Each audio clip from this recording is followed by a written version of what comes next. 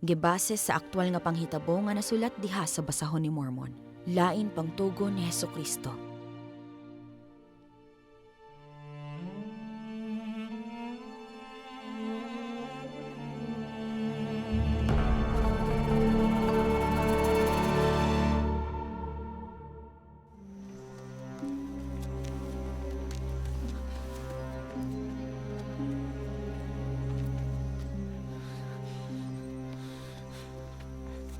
Daw wala kaayo kaswertiha. Maayo na lang buhi pa ako.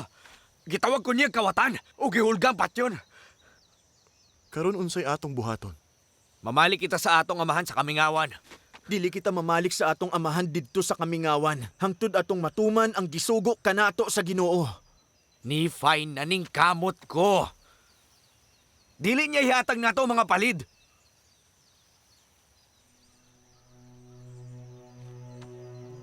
Kadyot lang. Mangandto ta sa yuta nga kabilin sa atong amahan. Gibilin niya didto ang mga bulawan ug pilak ug tanang katigayunan. Nahibalo siyang ang Jerusalem pagalaglagon tungod sa kadautan sa katawhan. Ug kaalam sa Dios nga atong makuha kini nga mga talaan. Aron kita makatipig alang sa atong mga anak sa pinulungan sa atong mga amahan.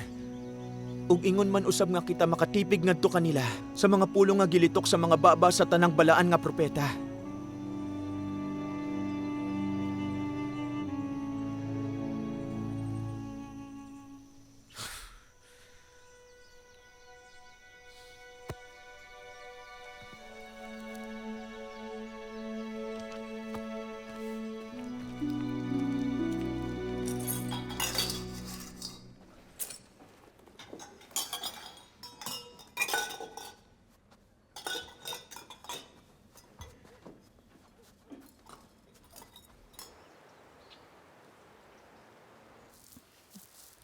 Dali, sulod.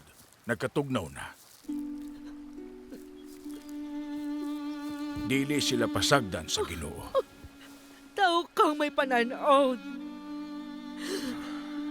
Ikaw may dala ka namo gikan sa yuta sa among kabilin. Ug ang ako mga anak wala na, ug mga matay kita sa kamingawan. Wala akong makakita sa imong nakita. Wala ko'y mahimo kundili mabalaka sa ilang kinabuhi. Sariah nahibala ako nga usa ako katawo nga may pananawon. Kay kun ako wala pa makakita sa mga butang sa Dios diha sa pananawon.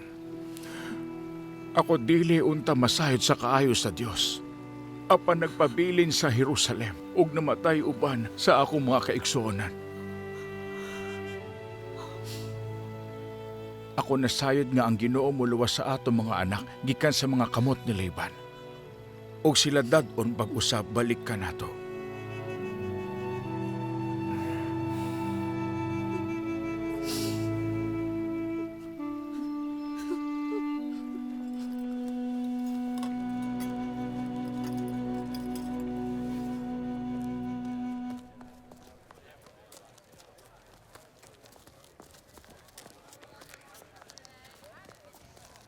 Akong balikon nga gisugo kami sa Ginoo sa pagpangayo sa mga talaan nga gikulit sa mga palid nga tumbaga.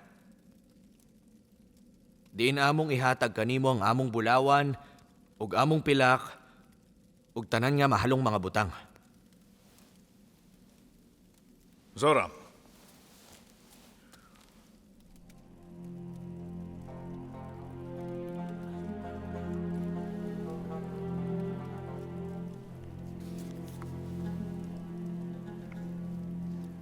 Kanindot ni Ana. Manindot. Daw nalipay ko sa inyong pagkamanggihatagon.